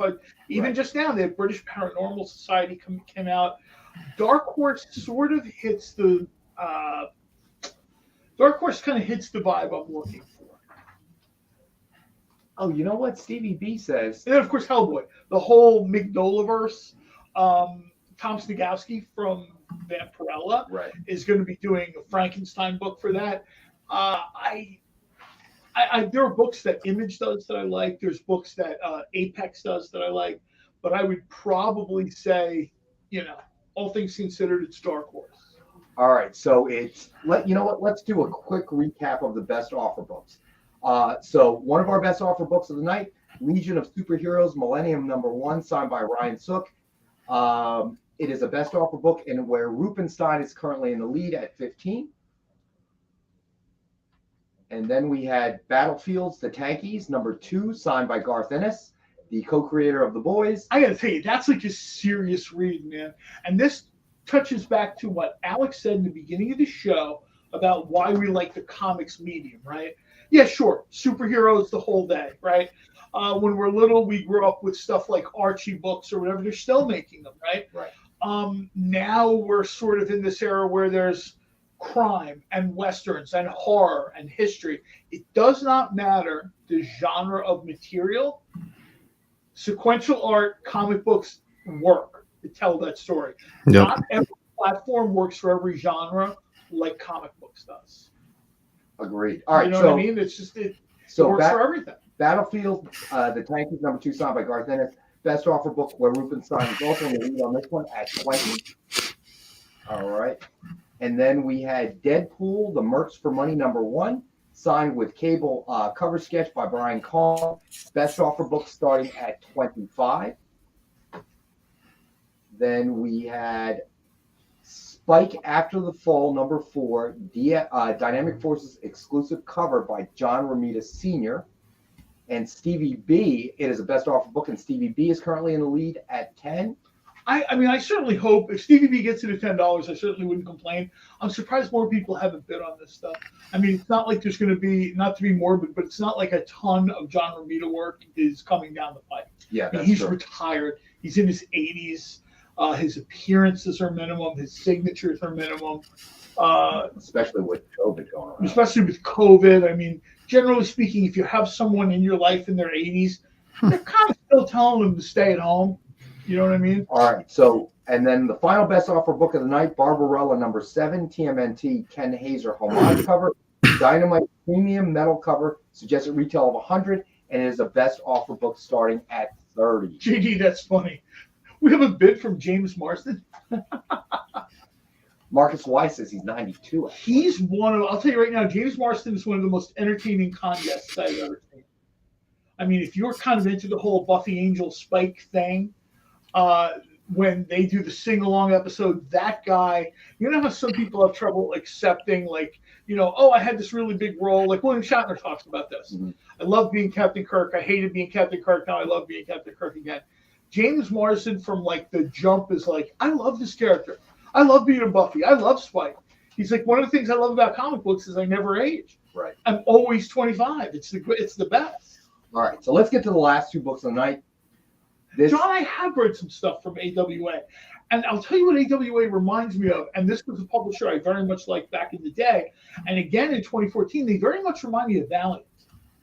Oh, yeah. When Valiant did their kind of reboot in 2014, I remember, unfortunately, they couldn't sustain that same level of storytelling energy. Right. And I don't mean that to hammer them, but I think most people would agree. Valiant had like a great 18 to 36 months, and then they sort of settled back down again. And that's what AWA, not to say AWA that'll happen with, but from the jump, that's what AWA reminds me of. They've got some really cool things. They've got a lot of creators. I'll tell you right now, I don't know if any publisher like AWA has that many creators working on stuff that, you know what I mean? There's a lot of really cool stuff. Unfortunately, I think sometimes people, they shy away, especially in comics. I don't necessarily want to try anything new. I mean, I know people who still refer to Dark Horse as like the new books, and I think they've just published 30 years, 40 years, whatever it's been. It's difficult. It's difficult to break in. Also, there's publishers I really like that do books but they only do like the one book, right?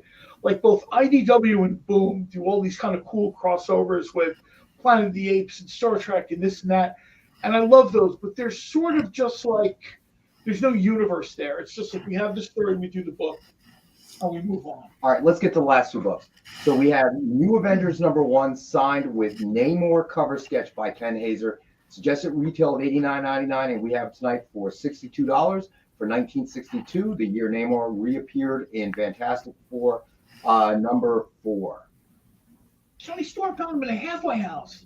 God, Ken Hazer, unbelievable. Yeah. So this is also, I think, like one of the last ones we have from that batch that we got from Ken Hazer. I remember the day these came in, Nick was like, take a look at this, because he said, Nick is far and away the biggest Submariner fan I know. John. All right, John Spillers claimed it. The day these came in, Nick was the smile on his face when he was. When you get a Neymar fan, like a hardcore Neymar fan, to be that happy, you did yourself a good job. No doubt. All right, so final book of the night here is Nick's number 6, Giuseppe Mattioni, Virgin cover, suggested retail of $50, and we have one available for $40. All right, Creative Keep, you got it, buddy. I might have to give AWA. The problem is I've only got, and I know people will be like, you don't work, you should have more time. It's the truth. I mean, what excuse do I possibly have? I don't know what it was about AWA books. I don't know if it was the way they did it. They had an interconnected universe, which I thought was super cool. I mean, Alec can probably speak on this more than I can. I don't know if it's the problem is I tend to reread a lot of old stuff too. So in my schedule, you know what I mean? Like I'm in the middle of certain rereads. Like I just started today, perfect example. Dead Iron. Talked about it on Monday, and I was like, oh, I got to reread this again. And I guess maybe in a perfect world, I'd be like, well, I read Dead Irons. I know the story. It's really cool.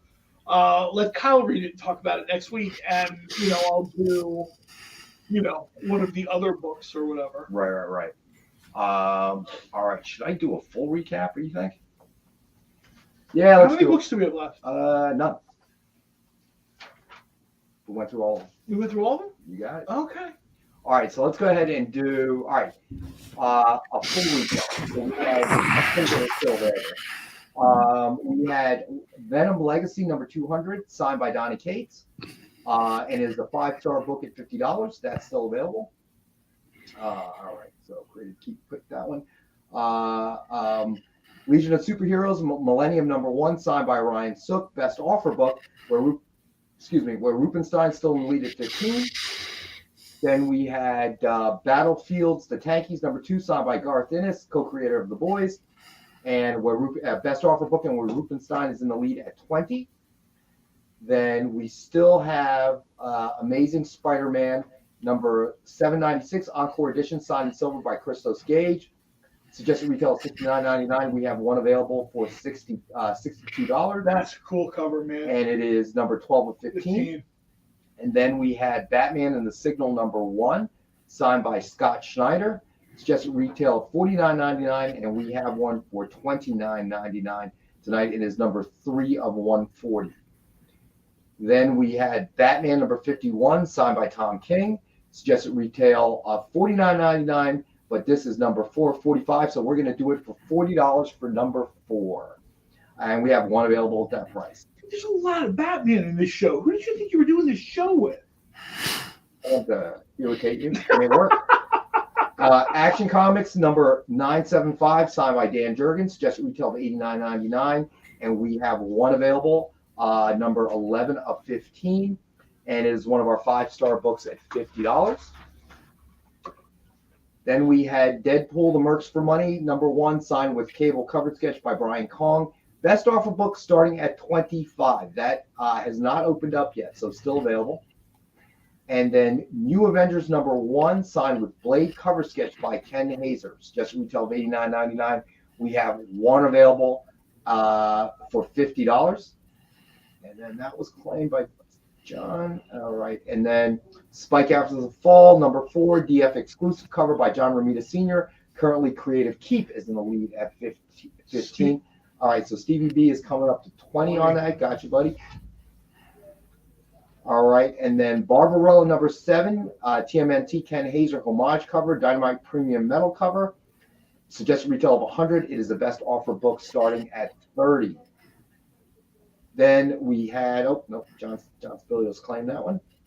Then we had Amazing Spider-Man number 49, Legacy number 850, Chris Bacalo variant.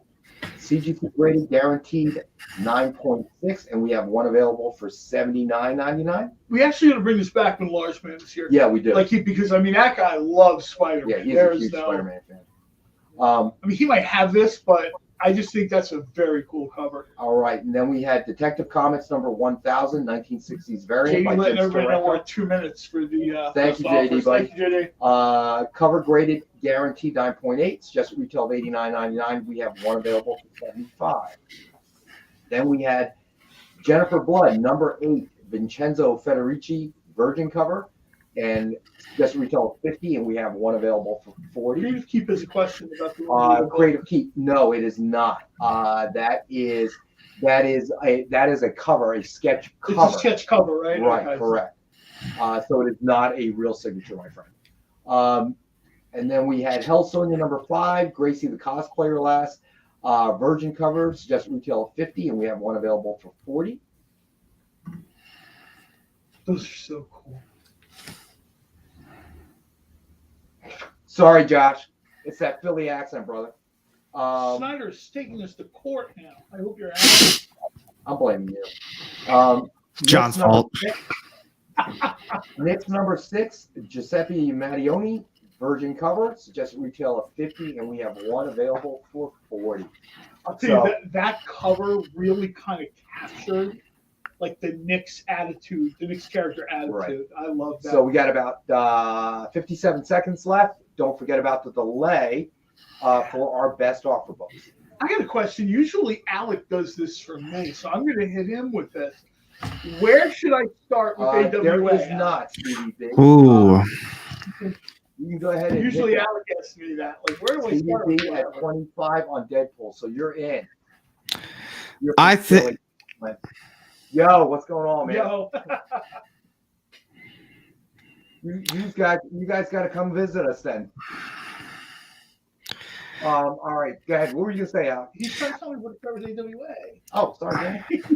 I think if you are interested in anything that has to do with the Resistance, like at all, at a bare minimum, you absolutely need to read the Resistance and then the Resistance Uprising. Maybe not even the Resistance Uprising as much, but absolutely the Resistance.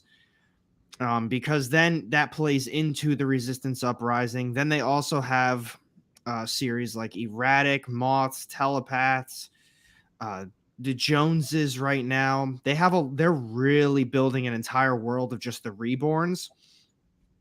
And if you don't have even a bare minimum understanding of the Reborns, then all of these series that they're coming out with just don't. You can read them, but you won't understand it, and it just won't be as meaningful. It's literally the same thing you tell me. Like, yeah, you could pick up, like, for example, I actually was going to ask you when we started the stream, the Elvira, the new one, the Horrorland. In Horrorland. And you, before I even asked, you said, yeah, and you should read the Vincent Price one beforehand just to get it. And I was like, oh, well, I'm not even going to ask. I'll tell you right now, it says it right in the thing. Just read the inside cover. Okay. Haze through Elvira has him break the thing down. I told people to read that just because it was a lot of fun. It was like a similar type of book, right? But if I misspoke, I'm sorry. You don't need to read that. And not just Alec, anybody. You don't need to read that. It was really cool. I love Vincent Price. He was always a guy in my mind that should have been Doctor Strange if they'd made the movies way back then. Yeah. But yeah, you basically need to take 30 seconds to read the inside cover of Elvira and Horrorland #1. So Preston says Knighted, Fight Girls, and Chariot are all good choices. Those really are. I'd say out of all three of those, it's a toss-up between Knighted and Chariot. Those are the 1 and 2. And then Fight Girls is after that. And I only say that Fight Girls is probably the third one on that list is because I felt it deserved more issues. It kind of felt rushed. It was a great setup. It was a great story. And it kind of ended, I don't know, it just kind of ended. And I wanted a little bit more out of it. But it wasn't horrible. I wouldn't be surprised if they did some sort of volume 2 for it. But that's the other thing with AWA. It's not always guaranteed that they're going to have a volume 2 with it. So, like I said before I'm sorry. No, I was going to say, it looks like they have a lot of the Supers archetypes. Like I remember, I read some of the stuff. I think I might have read Telepaths. Is that the one by J. Michael Straczynski? Yes, and he did a lot of the Resistance stuff as well. Most of it, I think. I'm a big Straczynski fan since Babylon 5, and he did Star Trek novels and stuff like that. I'm a big fan of that guy. And you're also an X-Men fan too, right? Yeah. So that's kind of what the Reborns are. Like something happens in the world and a lot of people die and a lot of people actually just get powers. But they kind of get the X-Men mutant treatment where they don't like them, they don't want them to be part of society, stuff like that. So it kind of is, I don't know, it's probably the best comparison that I can make for just a superhero Marvel fan. It's like the X-Men to an extent. But the stories are just so well told. They really are well told. I'll have to give it another. I try, when these new universes come out. Josh Wentz says Knighted would be a good read for someone with a distaste for Batman. So, actually, we've come to the end of the show. Oh, yeah, we're done. I want to thank the viewers again for spending the evening with us. Thank you, Alec, for being on the show with us. As always, my buddy John. I think Weekend Warriors Live will be on at 9 p.m. tonight on The Experience. So if you got time, check that out. Thanks, JD, for sort of pushing the buttons and making everything work. Thank you, JD, right? for making things happen behind the scenes. We appreciate it. Ron, good night, buddy. Don't forget original art with Nick. Congratulations to all the best offer winners. Oh, yeah, and congrats to the best offer. JD, if you don't mind putting up that link for the submission form one more time for Preston.